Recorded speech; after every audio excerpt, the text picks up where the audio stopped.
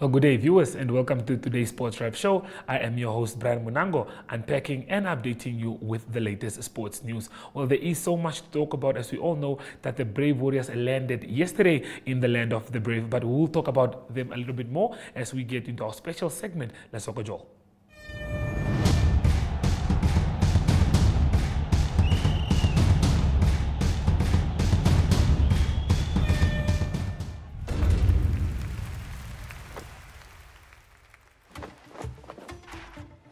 Champions League, we've got the favourites, and if they're on song, well, they'll give us a bit of everything to enjoy.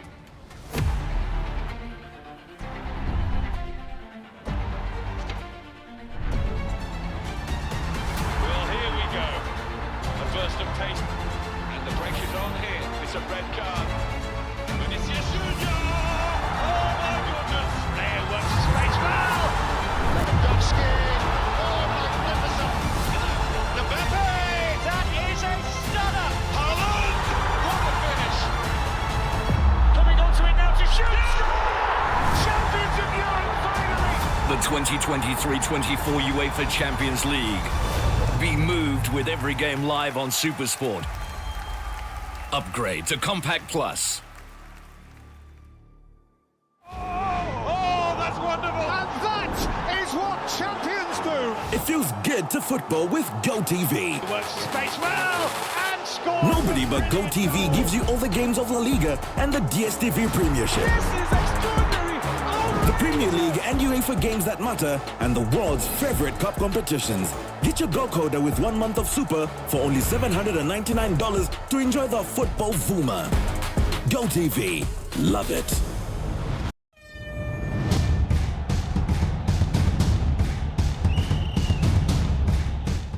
Well, the president of the Namibian Football Association, Robert Shimooshili, shared his excitement towards the Brave Warriors' performance at the AFCON tournament, as we all know that he did come back with the team yesterday. And we also caught up with Jocelyn Kamatuka, who also tells us how he enjoyed AFCON 23. With that being said, let's take a look at the interviews.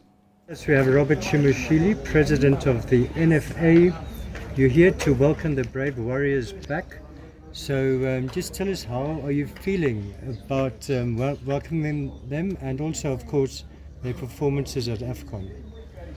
The excitement is very high. Not necessarily only to us, those who are in leadership, to all Namibia. The national team is a team belonging to the entire nation, not necessarily only to the association or to individual or to government. It's for all of us. The excitement which we have is equivalent to the excitement which you guys have. Namibia to reach second round in AFCON is an achievement. It's a history made. As a result, we have no other ways rather to appreciate the boys, and we have to support them on the pitch and off the pitch. They did a great job. Many Namibians, even us, those in leadership, we were surprised to see many Namibians come out in numbers to support the boys. Some they happen to use their own resources to go Ivory Coast. We appreciate them. Some they did sponsorship, especially those PST bed. They sponsor the kitty, which have a national flag. It's a great thing. Come here to the country, it's even worse. Everybody buy the TV to watch the boys. Town council, municipalities, city of Windhoek, other local authorities, they come out to give the big screen, to give opportunity for the Namibian nation to watch their boys. They did so. It's really something which one needs to appreciate. We appreciate them, and we want us to continue to ensure that come the second edition, the next AFCON, Namibia will reach the final. Nothing is impossible. We see how skillful our boys to beat Tunisia. It's not an easy thing. Tunisia is a bigger team. It's a developed team which have most of their players playing in Europe. Come to Mali, it's even worse. And those were the great achievement which our boys show to us that they can able to do. What we need to do only to ensure that we get an opportunity to prepare the incoming to replace those who are close to retirement age. Some of them are closer. They will not play to the next edition of the cup. What are we doing? We have to prepare them. Prepare them by giving them opportunities. Like, we don't have a stadium here in the country. What we can do, we are calling upon the local authority once again to come on board, better than the way how they come now to allocate land so that we can construct a stadium there, and also offices where we have to administer and manage football affairs so that we can grow. The more we look after our youth, grassroots, I can tell you Namibia will be a better team, especially here to Southern Africa, other than, if not worldwide. There's nothing impossible. Great, and now we've got this football fever in the country. Locally, you mentioned a few things you want to improve upon, but maybe how can we maintain that fever, would you say, in the local game? What we need to do, we need to ensure those of us in leadership not to disappointing the football lovers. A lot of disappointment in terms of the way how we manage food and administer the football affair. We need to ensure that we do it proper, to the expectation of the masses, to our stakeholders, sponsors,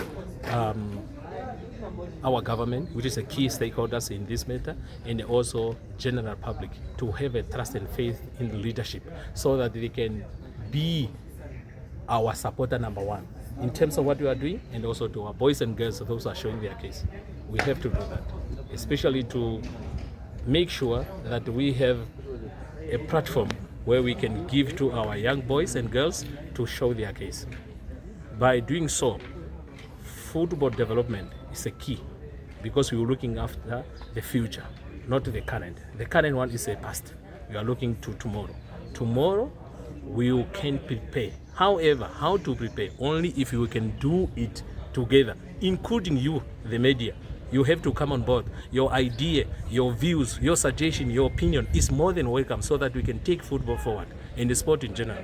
Not only necessarily to write, criticize and all that. No, we love you. We give you opportunities so that you can come and spread the message. For argument's sake, we need a different type of support, either financial support or material support or otherwise. Only you who can able to deliver the message to all the corner of the globe.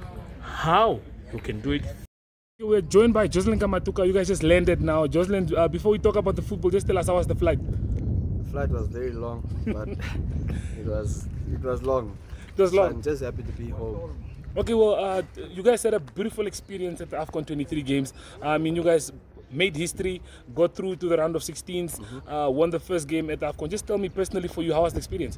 The experience was obviously was amazing, something that has never happened before, and with the magnitude of the tournament, us beating Tunisia, us having a goalless draw against Mali, those are powerhouses, and yeah, the experience was great. The spirit in the camp was great. We appreciate everything that we received from back home, the fans. I don't know if it's City of Windhoek that organized for the game to be watched. It was really good to see, especially we were in the camp for a month. But seeing everything that happened back home, it was really good for us. And the experience all in all was great. Okay, personal capacity for you, growth-wise, I mean, you got to play against one of the top players or top players in football. So yeah, learning curve, what did you pick up in the tournament? You learn every day. Obviously, it was my second AFCON. Yes, of course, I wanted to score another goal, but it didn't happen. But surely looking to play a third AFCON. But the experience all in all was fine, and I was happy to see players get out of their comfort zones. Guys like Kennedy Amutenya, them showing their character, you know.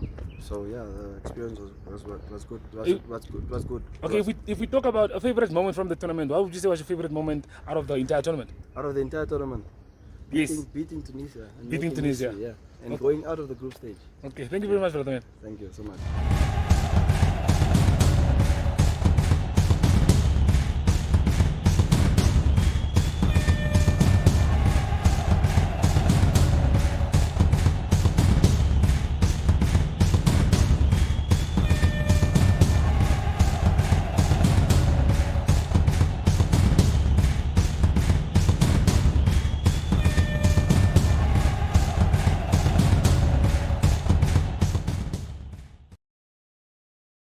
We've always had the bravery to stand up for what is Namibian.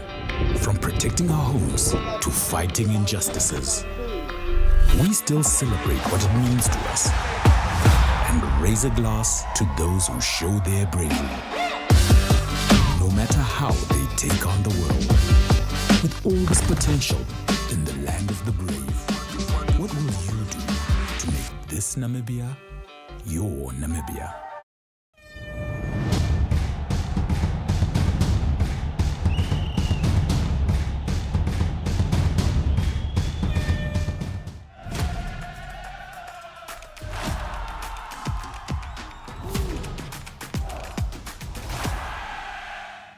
Well, the Namibia Futsal national team will be competing at home in the first leg of the qualifiers of the Total Energies Africa Cup of Nations. This is the futsal competition. We take on Tanzania on Saturday, and the game will kickstart at 7 o'clock. That will be live streamed on NTV as is, of course. Also check out on Sportsrap, and you'll definitely be able to watch the game there. With that being said, we did catch up with one of the organizers, and Anushka spoke to one of the organizers. So let's have a listen.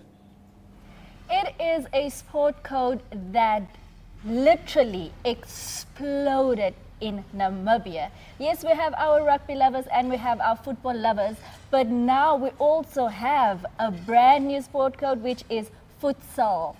I don't know, guys, I am still trying to wrap my head around playing football indoors.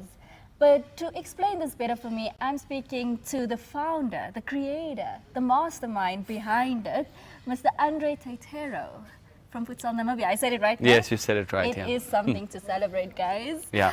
Andre, Yeah. we spoke offline about futsal. And I was like so shocked. I said, I can't believe how futsal exploded within Namibia.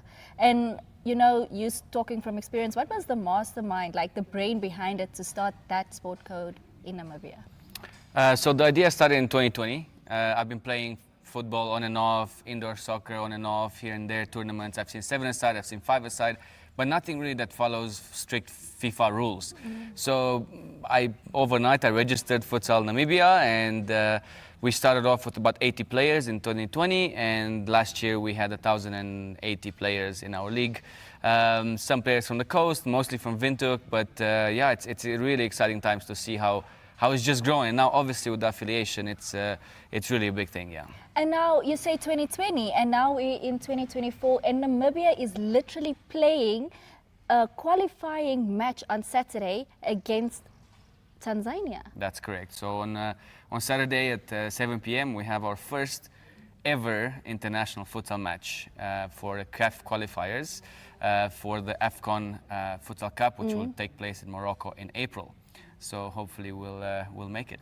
Fingers crossed for our Namibian people, because I definitely want to see them, you know, representing Namibia in Morocco. And then, how do you feel? Another question I asked, like offline, guys, you know, I like my offline stories, is how do you feel on Namibia's chances against Tanzania?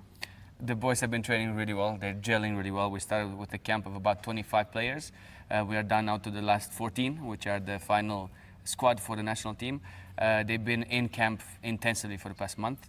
On and off, we have some volunteers from all over which are assisting us, from physical to mental to nutrition. So really the boys are really gelling well. And I think the coach, I think you'll interview the coach soon as well. Yeah. He's very excited. There's a lot of talent, and we look forward to showcasing this on Saturday.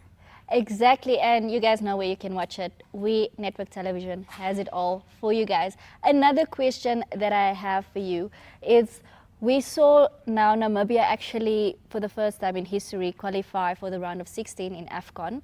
Now that's actually currently still underway.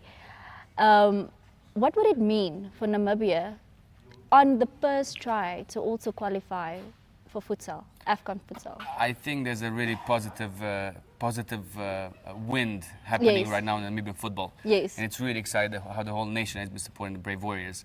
And now us, the Brave Fives, we're still trying to find a name. So if you have ideas for the name, you let know. us know, yeah. But it would definitely be an amazing achievement. And it is definitely something that everybody has their hearts on. And it's definitely something for you to be proud of. Oh, for Seeing sure. 4 years ago, you saw there was a lack in this sport code and you decided, you know what, I'm going to register it right now? Oh, it's just amazing, you know, some of the players that came to us 2-3 years ago with no shoes, no shirt, no kit, and you know, seeing them progress and seeing them being serious about the sport. We now have a Premier League that's going to go national. We have a first division, we have a second division, we had a lady division. So it's really like encompassing everybody, and now we're going to development as well. So really just feeding that talent throughout the football community through futsal and through quick skills that happen here. Amazing, guys. Well, I can't wait for that match to take place on Saturday, 7 p.m. here at the Windhoek Showgrounds. You can also watch it on Network Television. That's on GoTV 225, DSTV 285, as well as our web-based TV channel 1up2.com/NTV and our SportRef Facebook page. You see, we have access for you guys everywhere. But don't miss out on that amazing game, or come through and, you know, scream for the team, because that is what we do in Namibia. We support sports.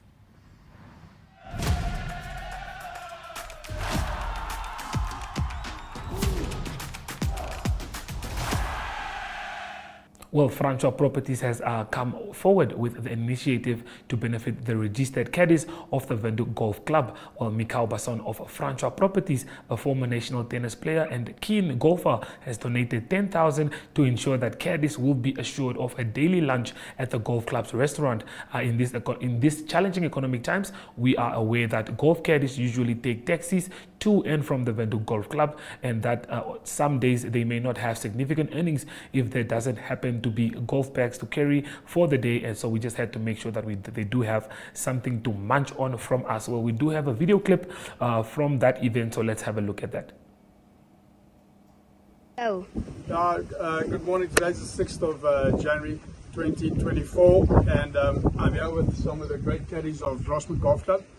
They're always willing to assist and to help. At the start of December, Cosmos Radio gave me $10,000 as a charity gift, which I really appreciate. But you know, that morning started and I didn't really have any of the funds, so I figured let me just pay it forward, and we'll give it back to the caddies, who I think right now for their children and their families will need it much more, in the sense that they can get some stationery for the children that are going to go back to school, or whatever you want to use it for. So so to the caddies, I've decided to dish out the money that we received at the start of December, and we say thank you very much to Cosmos. So to the caddies, thank you very, very, very much. Baie dankie, guys. And let's do something at the start of the year. Baie dankie. And there we go. So I think that's good enough, Cyrus.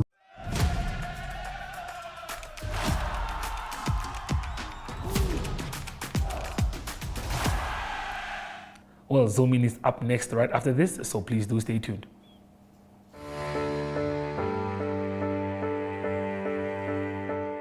From the day you were born and welcomed until your pensioner years on this earth, your life is filled with changes and phases. What mattered the most at age 10 may be an unknown memory at 25. The heartbreak at 16 may be replaced with wedding bells at 27. The degree you've always wanted, or starting your career business, may come true at age 30. And the dream to own your own home may come to realization at age 50. Whatever stage you find yourself in, whatever matters right now, Standard Bank has what you need to bank like you. Choose your own path. Choose endless possibilities. Standard Bank, it can be.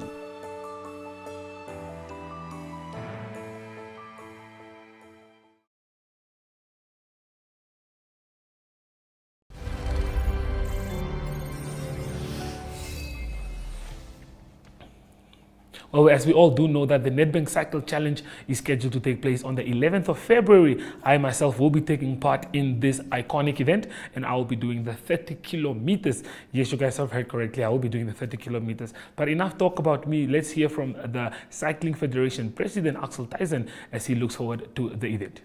So we are joined by Axel Tyson. Axel, 38th edition of the Nedbank Cycle Challenge. Just tell me, how excited are you for this one? Hugely so. Cycling is in an extremely good space in Namibia, and having Nedbank commit for this event once again, and for them to host the 38th edition of the Nedbank Cycling Challenge, which is the biggest ride under the sun as they frame it, and it is actually like that. As a youngster, I was participating many years ago. The growth of Namibian cycling emanates basically also from this event. This race has been in February, always mid-February. That has been their time slot. We as a federation allocate that slot in our calendars every year. And it basically is the road race which attracts the biggest number of cyclists from all walks of life, young and old, various distances, 20 kilometers, 30 kilometers, 60 kilometers, and the big guys go up to Downfalloon for the 100-kilometer route. So it's really an event for everybody, for the entire family, and loads of fun. Okay, like you said, it caters for everyone. I mean, from the young to the old. But for those that just want to enjoy it, I mean, I'm sure there is something for everyone. Definitely so. What I omitted to saying so just now is for the first time they've got official categories now for the para-athletes as well. So there are various para-athlete categories as well, so these guys can compete as well. But everybody that has got an old pair of bicycles or bicycles in their garage, 20 kilometers can be done. On the 20-kilometer route there are absolutely no hills. The city police is working with the Cycling Federation and with the race organizer Windhoek Pedal Powers meticulously, so we can guarantee you roads are safe, they are secure. Take out your bicycle, dust it off, get it to one of the local bike shops, have it got race ready, and you can do 20 kilometers. Come and support this great event. Okay, I mean, we're all excited for the 13th edition, but just tell us quickly before we do let you go, how important is it to make sure that these events keep taking place annually for the growth of cycling in Namibia? To answer this one, I think this Nedbank Cycle Challenge is one of the events which mobilizes cyclists and shows everybody that cycling has got a place in Windhoek. Windhoek as a city has got not very many cycle lanes. It is dangerous during the day or during the workday to ride on our roads. We are definitely embarking with the city of Windhoek to get cycle lanes installed and the mindset, the paradigm shift to happen there. But on this specific day, on that Sunday, you will see loads of cyclists, like the Cape Town Cycle Tour is for Cape Town, the Nedbank Cycle Challenge is for Windhoek. Thank you very much.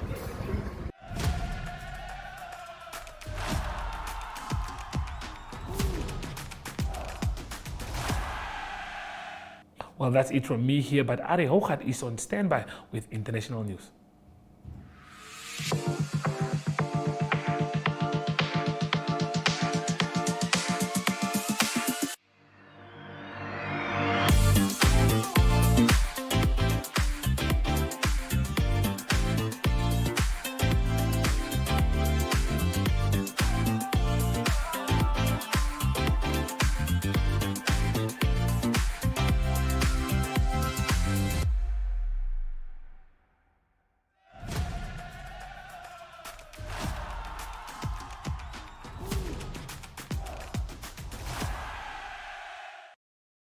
Good day everyone, time for international sports news, starting off with soccer news first. It is news from the English Premier League and a few midweek games that was played, important games that was played by the lot leaders, and it is Liverpool that beat Chelsea at home, a big win for them. They beat them by 4-1. By that, Liverpool now have 51 points on the table after 22 games. They're leading on the table, and behind them on 46 points after 21 games is Manchester City, and they beat Burnley as well by 3-1. That was also at home. So those two teams contending, and also with Arsenal on the same amount of points. Arsenal's got 46 points after 22 games. Important game coming up this coming Sunday, and that will be Arsenal that will host Liverpool. So it's effectively number 1 and tied number 2 that will play on Sunday. That is a 6:30 kickoff time in the English Premier League. Another game that was played, that was Tottenham Hotspur. They beat Brentford in an exciting game by 3-2. Moving on to rugby news, it is the Six Nations that will start this coming weekend, exciting rugby, and it is a very interesting first one. It will be France that will host Ireland, and that game will be played in Marseille. That is already on Friday. Team news is that Antoine Dupont, the influential captain of France in the World Cup, is not playing in the Six Nations. He's going to focus on the Sevens code, and that is because he wants to qualify for France's Sevens rugby team. That's because the Olympic Olympic Games is going to be in Paris, and Antoine Dupont's trying to make that team. He will probably make that team, but he's getting used to how they play. He will be replaced on scrum half by Maxine Luku, and he will be the scrum half against Ireland. Also, Paul Willemse makes a comeback in the lock position. He was injured in the World Cup. That is Paul Willemse, South African born. Also in the Ireland team, it is Johnny Sexton that retired from international rugby. He's not going to be able, he's not playing fly-off for them in that game. He's replaced by Jack Crowley, and also it is Ireland that opted for a 6-2 split on the bench, not the traditional 5-3 split. And that game is going to be played on Friday in Marseille. That's the first of the Six Nations games starting this weekend. And to conclude today's international sports news, it is golf news. It is the Live Golf Initiative, the Live Breakaway League from Saudi Arabia that will continue this coming weekend. The first tournament will be played in Mexico. And news from the tournament is that Tyrrell Hatton, he is from England, will make his debut in the tournament. And he's number 16 in the world at the moment, so a big signing for Live Golf. And he won 6 times on the European Tour, and he's 32 years old. And Tyrrell Hatton will join John Rahm in his team. John Rahm also joined the Live Golf Initiative a month ago. So it is the Mexico Live Golf Tournament that will start on the weekend. And it is John Rahm and Tyrrell Hatton playing in the same team. They call it the Legion team. That's international sports news for today. Hope you have a great sport day, and we talk international sport again tomorrow. Goodbye.